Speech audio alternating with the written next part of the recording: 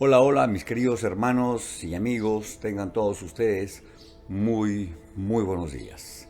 Espero de todo corazón que se encuentren bien, disfrutando en familia de este precioso día del Señor, rodeados de la gracia, del favor, del amor, del poder y de la buena provisión de nuestro buen Dios. Vamos a disponer nuestra mente y nuestro corazón para recibir el consejo de lo alto a través de la exposición de la palabra del Señor. Y antes de enfocarnos en el tema en el que vamos a meditar, permítanme hacerles una pregunta. Cuando escuchan la palabra fracaso o fracasar, ¿qué viene a vuestra mente? ¿En qué piensan cuando escuchan esta palabra que para muchos puede ser intimidante, de una enorme carga negativa? Alguien dijo que aquel que nunca ha fracasado en la vida, en algún momento de la vida, ese no puede ser grande, porque el fracaso es la prueba de la grandeza. ¿Cómo así? A ver, cuando somos niños, ¿verdad? Cuando somos pequeños todavía, cuando no podemos valernos por nosotros mismos, cuando tenemos que depender completamente de los demás, el fracaso no parece realmente afectarnos. Porque un niñito, digamos de un año, que está comenzando a caminar, y en este proceso se cae una y otra vez. Pero no por eso este niño deja de caminar y no se pone a razonar diciendo, esto está difícil, esto es casi imposible y esto duele. Por tanto me voy a quedar gateando toda la vida, porque aprender a caminar está lleno de intentos y de caídas y de fracasos, uno tras otro. Sin embargo, ya de grandes, muchas veces, muchísimas veces, nos asustamos de los fracasos y preferimos evitarlos antes de aprender a caminar en el camino difícil de la vida. Entonces, mis hermanos, mis hermanas, de hoy en adelante, cuando vuelvan a escuchar la palabra fracaso, no piensen en lo peor. Piensen más bien en todas las grandes posibilidades que se abren paso, que se encuentran detrás de cada caída, de cada tropezón, de cada fracaso, ¿verdad? Todos, mis hermanos, todos vamos a experimentar en un momento o en otro la realidad del fracaso, en algunos aspectos de la vida. Y aun cuando es natural que a nadie le guste fracasar, sin embargo, cuando ocurre, para algunos es un impulso hacia un nuevo aprendizaje, hacia mayores niveles de responsabilidad y de compromiso, hacia una mayor madurez emocional o un mejor nivel espiritual. Pero para otros, el fracaso produce un sentido de profundo desaliento, de pérdida, de desesperanza. Produce un deseo de esconderse y una resolución secreta de nunca más arriesgarse hacia nuevos desafíos. ¡Qué terrible! Entonces, la manera en que tú percibas y respondas al fracaso va a hacer la diferencia. Porque muchos, si no todos los grandes hombres, han experimentado fracasos, pero han salido de él triunfantes. Ahora mismo estoy pensando en uno que para mí definitivamente es mi favorito. Me refiero a David, el hijo de Isaí. Este hombre a quien la Biblia señala como el único que conformaba el corazón de Dios. David, el salmista, el dulce cantor de Israel, aquel que llegó a ser el más grande, el mejor rey de todo Israel. Y no era perfecto, ¿eh? Todos los que conocemos la escritura y sabemos quién fue David, podemos llegar a esa conclusión. no era perfecto. Era un hombre común y corriente, pero era un hombre que desde su pequeña edad aprendió a amar y a temer al Señor. En el desarrollo de nuestra reflexión vamos a hablar un poco más acerca del caso de David con un poquito más de detalles. En el mundo actual, mis hermanos, un mundo de tanta exigencia, de tanta competitividad, el fracaso es visto como un estigma. Un estigma. Los ganadores, entre comillas, son encumbrados al punto de ser idolatrados, mientras que los perdedores son relegados y son generalmente desestimados. En este sentido, el aporte de la iglesia es muy importante. ¿Por qué? Porque provee al creyente, provee a la comunidad la enseñanza bíblica relacionada con la fe, con la confianza y con la esperanza.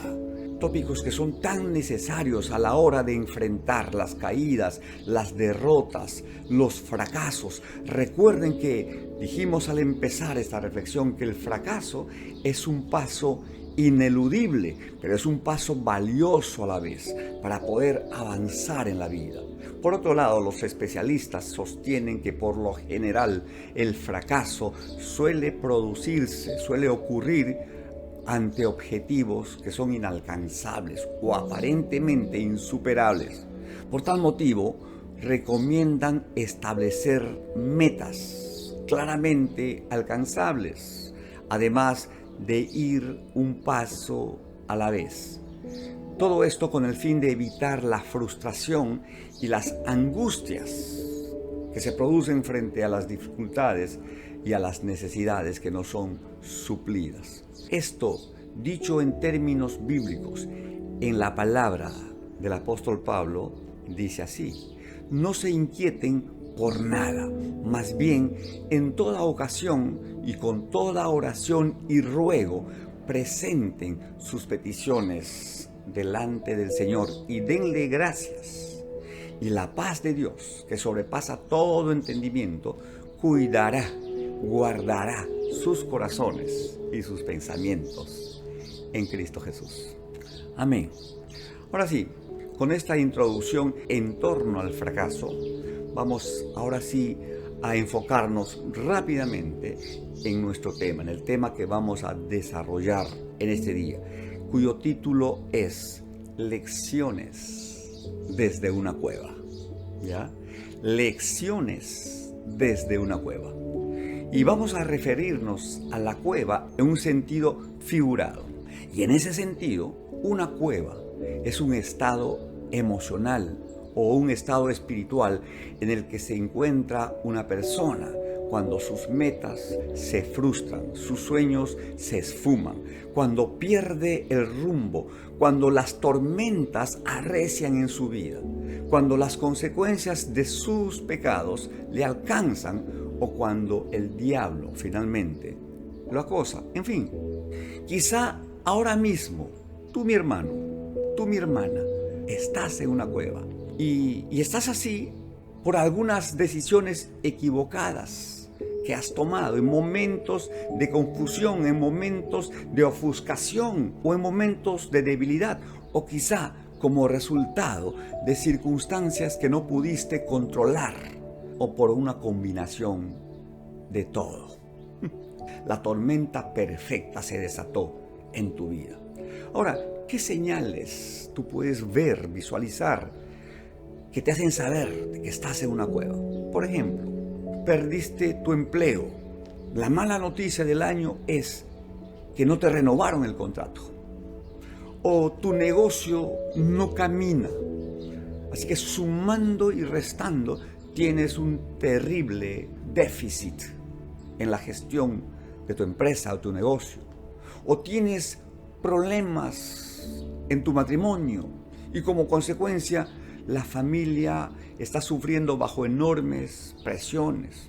O tal vez tienes deudas que no puedes pagar. O tal vez estás enfermo O sencillamente estás completamente solo o sola, experimentando un vacío interior con una frialdad espiritual terrible, etc. Esas son señales. Esas son señales que te deben hacer saber que estás encerrado en una cueva. Y lo más difícil de estar en una cueva es que comienzas a preguntarte si Dios ha perdido la pista de donde tú te encuentras.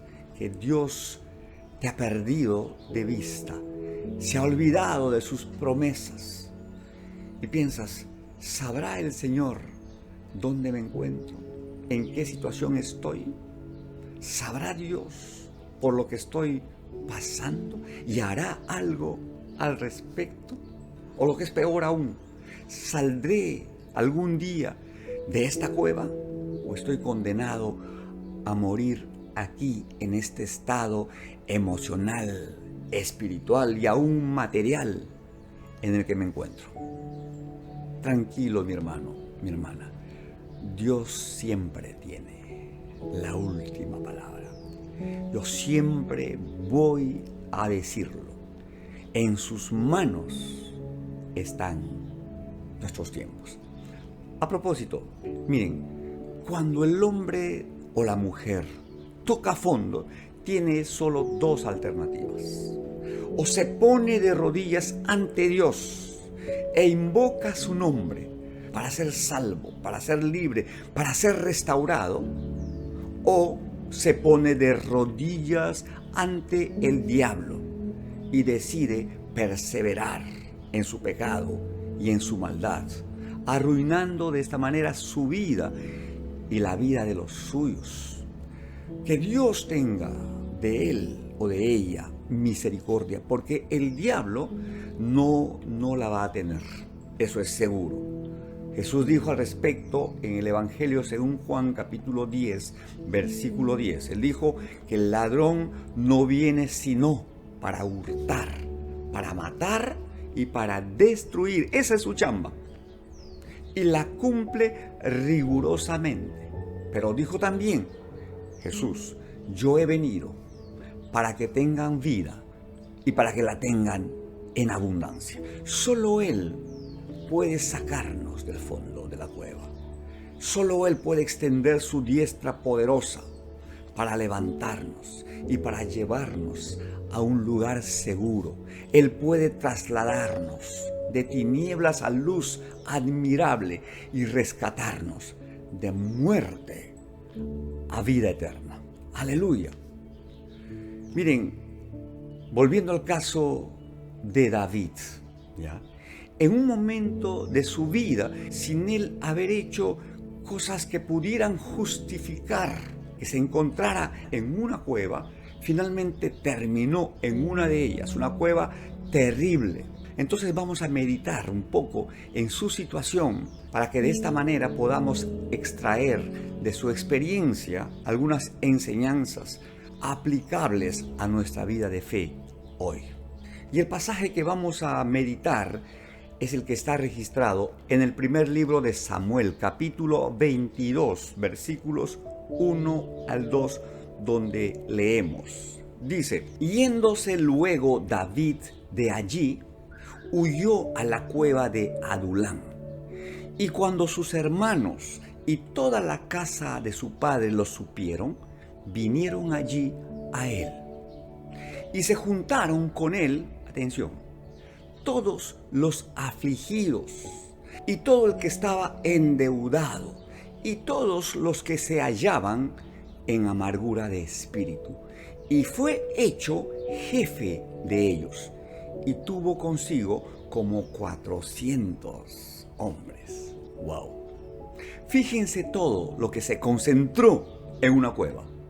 Y ojo que para ser el jefe de ellos, David tenía que ser el más afligido, el más endeudado y el más amargado de corazón. Y vaya que David sabía lo que era el fracaso, porque pasó cerca de 10 años corriendo y huyendo por su vida, huyendo de los celos amargos de Saúl. Desde la perspectiva humana, desde la perspectiva natural, parecía que las promesas de Dios para él, para David, nunca se realizarían. Y se refugió vez tras vez en una cueva. Y en la cueva aprendió muchas lecciones, muchísimas buenas lecciones que él después relató en sus escritos, en sus salmos. Y como referencia, solo como referencia, tomemos uno de los salmos escritos por David, el Salmo 57, y que es una plegaria, literalmente, una plegaria de David pidiendo la protección de Dios para su vida, pidiendo su liberación en los tiempos de persecución que vivió. Y de este salmo podemos extraer algunas buenas lecciones, repito. En primer lugar, David aprendió a confiar en Dios. Aprendió a fortalecerse solo en Él. Cuando leemos el Salmo 57, en el versículo 1, Él escribió: ten misericordia de mí, oh Dios, ten misericordia de mí, porque en ti ha confiado mi alma, y en la sombra de tus alas me ampararé hasta que pasen los quebrantos. Y nosotros, hermanos, en estos tiempos complicados y difíciles que estamos viviendo, por todo lo que acontece en nuestro país y en el mundo entero, tenemos como David la posibilidad de aprender a esperar y a confiar solamente en el Señor. Segunda lección, en los versículos 2 y 3 de este Salmo 57, David escribió: clamaré al Dios Altísimo, al Dios que me favorece. Él enviará desde los cielos y me salvará de la infamia del que me acosa. Dios enviará su misericordia y su verdad. Aquí está la segunda lección. David aprendió a clamar a Dios en los tiempos de angustia. Y clamar, mis hermanos, no es otra cosa que pedir imperiosamente, llamar con vehemencia, llamar insistentemente. La Escritura dice: clama a mí. Dios mismo nos dice a través de Jeremías: clama a mí y te responderé y te mostraré, te enseñaré cosas grandes y ocultas que tú no conoces. Dice también la Escritura que si se humillare mi pueblo, sobre el cual mi nombre es invocado, y oraren, y buscaren mi rostro, y se volvieren, se convirtieren de sus malos caminos, entonces yo oiré desde los cielos, y perdonaré sus pecados, y sanaré su tierra. He aquí mis oídos están siempre atentos al clamor de mi pueblo, dice la Escritura. Dice también el apóstol Santiago en su carta universal: la oración eficaz, la oración clamorosa, la oración hecha de corazón, esa oración puede mucho. En el versículo 6 de este Salmo 57, David continúa diciendo: red han armado a mis pasos. Se refiere a sus enemigos, a los que le estaban persiguiendo, ¿verdad? Se ha abatido mi alma. Hoyo han cavado delante de mí. Pero miren ustedes cómo concluye David ese pasaje. Pero en medio de él han caído ellos mismos. La lección que podemos aprender de este pasaje es que debemos enfrentar honestamente el desaliento y el desánimo por la confianza que tenemos que Dios finalmente puede cambiar nuestro lamento, nuestra tristeza en gozo y en alegría. Porque lamentablemente algunos, por temor al que dirán, por temor tal vez a ser desplazados de los ámbitos y círculos de amistad o de hermandad cristiana, o sabe Dios por qué razón, lo cierto es que muchos esconden el desaliento simulan que están bien, ¿sí? Esconden el abatimiento, lo disfrazan con falsas sonrisas o lo cubren con una fina capa de espiritualidad. Pero repito, mi hermano, mi hermana, fracasar no tiene por qué avergonzarte, porque el fracasar no te hace un fracasado. Si ahora mismo tú estás en una cueva, Dios quiere tratar con tu corazón como trató con David. Dios quiere que aprendas a confiar solo en Él, a fortalecerte solo en Él, a clamar a Él y a reconocer que, separado de Él, nada, absolutamente nada puedes hacer. Y hay algo más que tienes que aprender.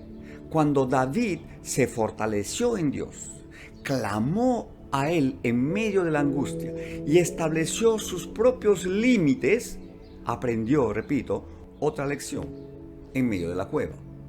Aprendió a disponer su corazón para la obediencia. Es decir, aprendió que tenía que pasar de la oración a la acción, de la aflicción y del llanto a la confesión del escrito está, lo cual a su vez le llevaba a sobreponerse de un estado de ánimo comprensible, ¿sí? Comprensible, de derrota, de inseguridad.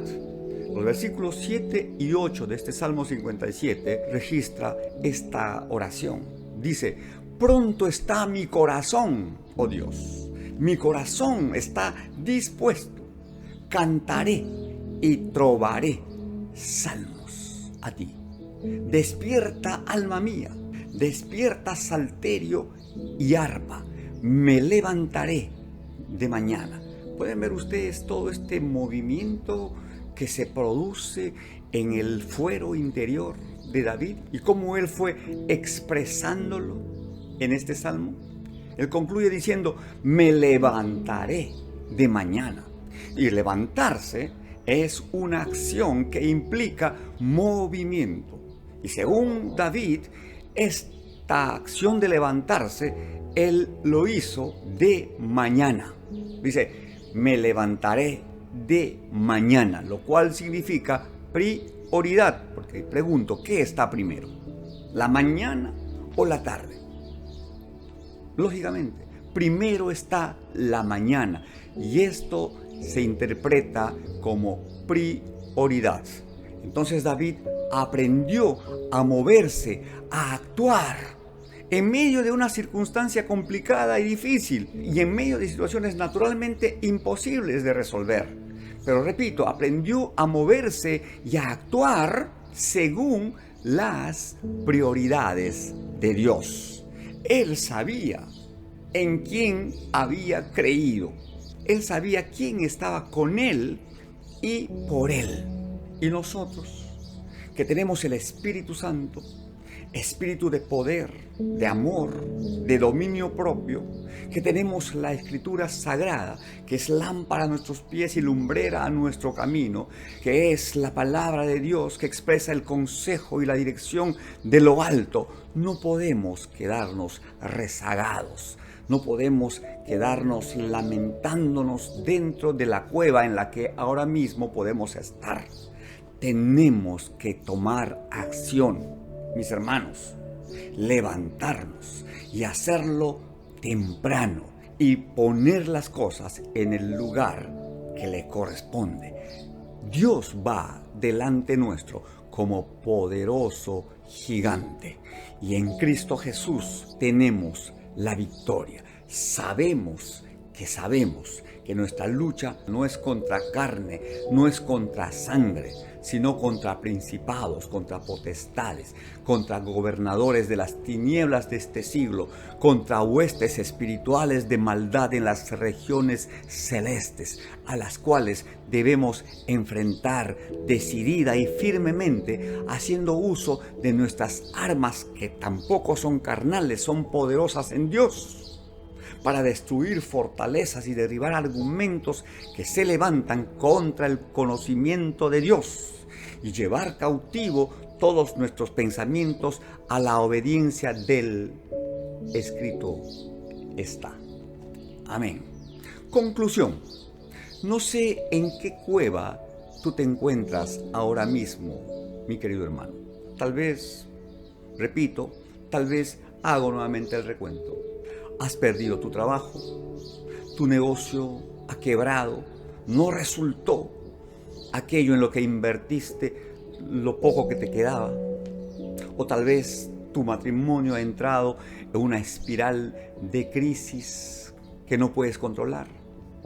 O tus hijos te han fallado, tus relaciones están deterioradas al interior de la familia, o con personas a las que te unía una gran amistad que por distintas razones y situaciones que tú no pudiste controlar o no supiste hacerlo, finalmente terminaron echándose a perder. O tal vez los sueños que embargaban tu alma ahora mismo se han convertido en pesadillas, terribles pesadillas, que han roto tus ilusiones.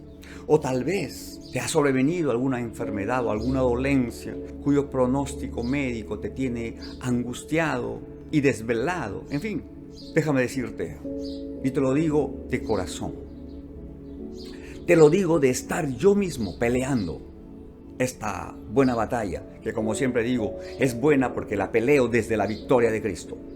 No todo está perdido. Deja que el poder y la gracia de Dios te saquen de esa cueva. Permite que Dios establezca y determine el tiempo perfecto para que eso ocurra. No te quejes, no te lamentes, no sufras más de la cuenta. Yo te puedo garantizar, hermano mío, hermana mía, te puedo garantizar a la luz de la promesa del Señor, que cuando salgas de la cueva no vas a ser el mismo. Estarás más apercibido, más sensible a la voz de Dios. Tu corazón estará más inclinado a la obediencia de la Escritura. Tu carácter estará mucho más cerca del carácter de Cristo. Él dijo, aprendan de mí que soy manso y soy humilde de corazón. Y seguramente habrá evidencias, fruto abundante de que la sabiduría de lo alto te asiste. ¿Por qué? Porque habrás erradicado del escenario de tu vida los celos amargos, las rivalidades, las contiendas, las enemistades, los pleitos, los celos, las iras, los rencores, en fin. Y te asistirá la gracia de lo alto respaldando tus acciones y tus decisiones. Puedes estar seguro, porque por lo demás, esa es la promesa del Señor. Amén. Listo, mis hermanos, listo. Fin de la reflexión. Toca ahora la acción firme y decidida. Que Dios nos ayude a poner por obra su preciosa palabra. Les mando un abrazo fraterno cargado de afecto. Que estén bien. Adiós.